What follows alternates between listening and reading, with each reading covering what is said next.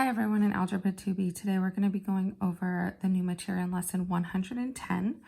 So I kind of wrote out the 110.1 first so that we can kind of walk through it.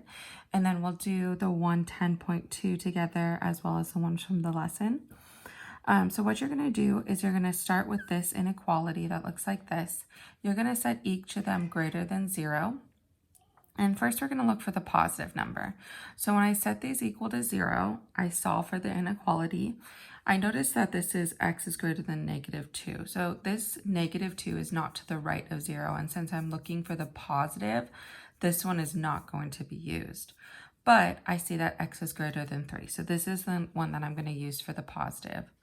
Now for the negative, I'm going to flip the inequality and I'm going to look for all the values to the left of 0. So when I solve, I would have x is less than -2, but then I have x is less than 3, but this is not to the left of the 0. 3 is not to the left of 0. So therefore, I'm going to be graphing x is less than -2 and x is greater than 3. It's not going to have a filled in circle in either because there's no equal sign. And then to the x is greater than 3, that would be to the right of 3. X is less than -2 would be to the left of -2. So you're looking for the positive, which would be to the right of 0, and then the negative, which is to the left of 0. So I'm going to start by just moving everything over to the left-hand side. So it's going to be x squared minus 2x minus 3 is greater than or equal to 0. I need to factor that, and that factors into x minus 3, x plus 1. So now I'm going to start with my positive. So I'm going to do the positive on this side. So I'm going to set x minus 3 is greater than or equal to 0. Then x plus 1 is greater than or equal to 0. So this shows me that x is going to be greater than or equal to 3. This says x is greater than or equal to -1. But since I'm looking for the positive, I'm not going to be looking at this one right here. And then I'm going to look at the negative. So for the negative, I'm going to flip the inequality. So it's going to be x minus 3 is less than or equal to 0. And then x plus 1 is less than or equal to 0 because I'm looking for to the left of 0. So we're looking for the negative values on this one. So now what you're going to do is you're going to move your 3 to the other side. So that would be x is less than or equal to 3. And this would be x is less than or equal to -1. But here's the issue is that we don't want to know the positive. We're looking for the negative value. So we're not going to be graphing this one right here. So now on our number line, what we're going to have is, let's start at -3, -2.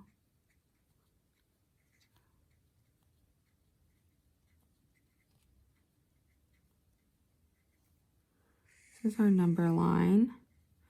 It says that it's going to be greater than or equal to 3. So I'm going to fill in the dot on 3 and then everything to the right of 3 because this is integers.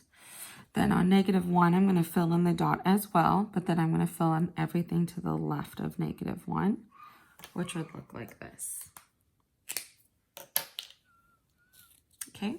And that actually concludes the lesson. So you're looking for the positive on the right side and the negative on the left-hand side. When you do the negative, you are going to flip the inequality though. So now what I want you to do is I want you to attempt number 6, 7, 8, 9, 10, 11, and 12. That will get you a good start on the lesson, but it will also help me or help you to see if you understand the material. So I'm going to start on number 6. I'm looking for the positive on this one. So I'm going to set x plus 2 greater than 0. And then I'm going to set x minus 4 greater than 0. This one will give you x is greater than -2. This one will give you x is greater than 4. Again, you're not looking at the negative on this one because we're looking for the positive.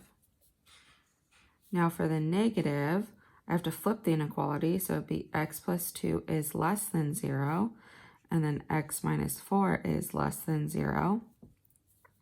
This would give me x is less than -2. This would give me x is less than 4. Now again, we're looking for the negative, so this one is not the one that you're going to be graphing. For reals, it's going to be a point with a line. It's not going to be the dots like the last one. So I'm going to graph this. So I'm going to start with -4, -3, -2.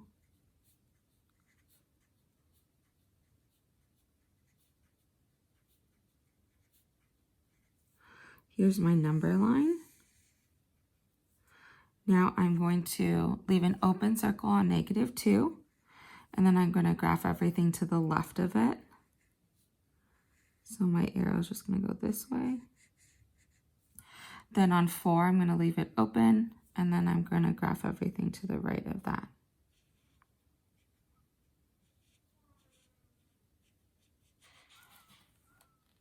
And that concludes number 6. Number 7, though, before I get started, I need to move the 5 to the other side and then factor it. So that would be x squared minus 4x minus 5 is greater than or equal to 0.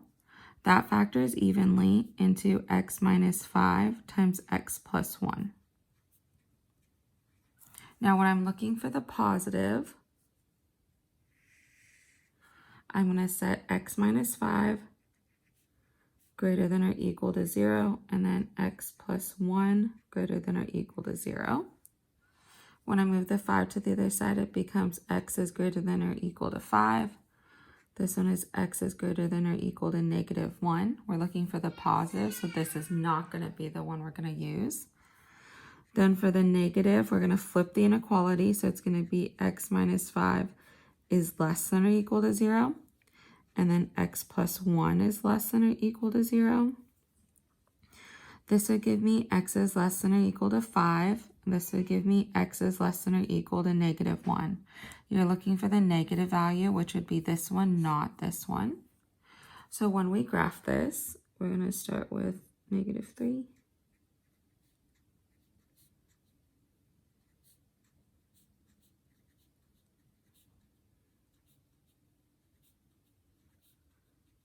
So here's your number line. We are graphing integers, which are going to be points, not a dot with an arrow. So integers are going to be points. On +5, you are going to fill in that circle because it is equal to it. And then you're going to fill in everything to the right of that. Then on -1, you are going to fill in that point, and you're going to fill in everything to the left of that. And that should be what your number line looks like. Now moving on to number 8, we're going to start by just distributing that 2 into the exponent. So that would be -2 to the second, x to the 6th, y to the 4th, and then z to the 6th. -2 squared is just 4, so that would be 4x to the 6th, y to the 4th, and z to the 6th. And that's it for number 8. For number 9, though, we are going to have to expand this. So you're going to multiply that parentheses twice, which would be x to the 1/2 minus y to the 1/4 times x to the 1/2 minus y to the 1/4. So x to the 1/2 times x to the 1/2, remember you're adding the exponents. So 1/2 plus 1/2 is actually 1 whole. Then x to the 1/2 times y to the -1/4 would be x to the 1/2 y to the 1/4. Then negative y to the 1/4 times x to the 1/2 would be negative x to the 1/2 y to the 1/4. Then negative y to the 1/4 minus y to the 1/4 would be plus y to the 1/2, because 1/4 plus 1/4 is 1/2. Now all you need to do is combine these middle terms. So you end up with x minus 2, x to the 1/2, y to the 1/4, plus y to the 1/2. So just distributing, and remembering when you're distributing and it has the same base, you're adding the exponent, not multiplying it. So for number 10, when I multiply x to the 1/2 times x to the 1/2, I get x to the 1, because 1/2 plus 1/2 is a whole. Then x to the 1/2 times negative y to the 1/2 should be negative x to the 1/2 y to the 1/2. Then the middle terms would be x to the 1/2 y to the 1/2. And then y to the 1/2 times negative y to the 1/2 would be negative y to the 1, because 1/2 plus 1/2 is a whole. Now you should see that this term and this term actually cancel out. So you're actually left with just x minus y for number 10.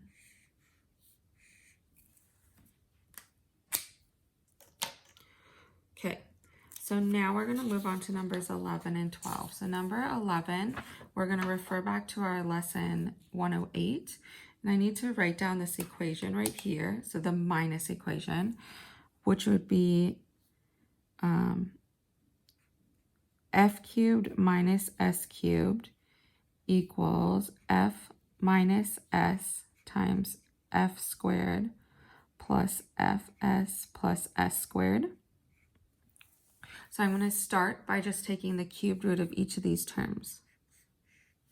So the cubed root of 8x to the 9th, and then the cubed root of y 6p3. So the cubed root of 8 is just going to be 2, because 2 cubed is 8. Then you divide your power by 3, so 9 divided by 3 is just 3. For this one, you're just going to divide the powers by 3, so 6 divided by 3 is 2, 3 divided by 3 is 1. Now this is going to be your f, and this is going to be your s. So when I input that into the equation, I get 2x cubed minus y squared p times 2x cubed squared plus 2x cubed times y squared p plus y squared p squared. And your last step is just to simplify. So the left parentheses stayed the same at 2x cubed minus yp, or y squared p. Now I need to square this term, which would turn it to 4x to the 6th plus 2x cubed y squared p plus y to the 4th p to the 2nd.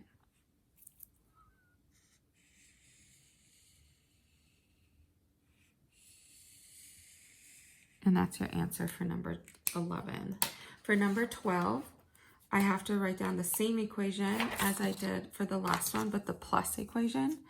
So it's this equation here, the top one, which would be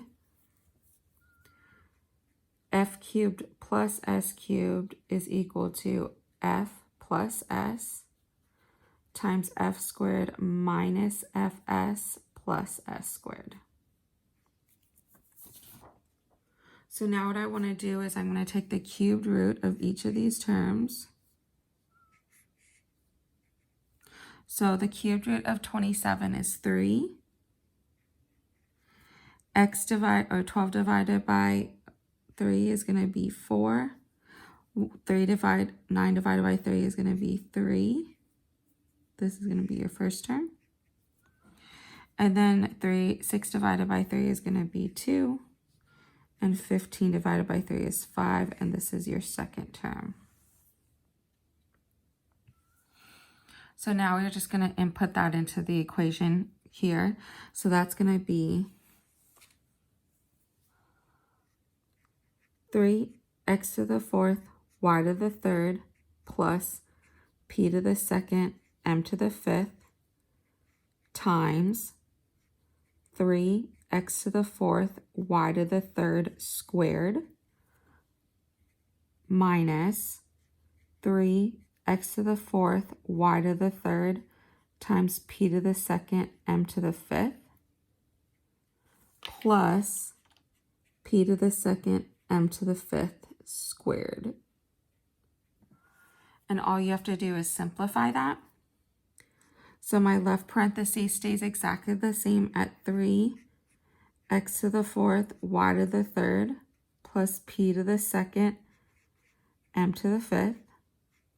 I'm going to square this, which would be 9 x to the eighth y to the sixth minus 3 x to the fourth y to the third p to the second m to the fifth plus p to the fourth m to the 10th. And that whole thing right there is going to be your result.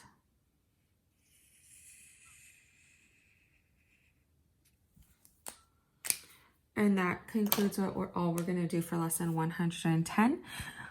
You need to finish the rest of your lesson and post all of your questions for lesson 110A by tomorrow. Hope you guys all have a great day. Bye.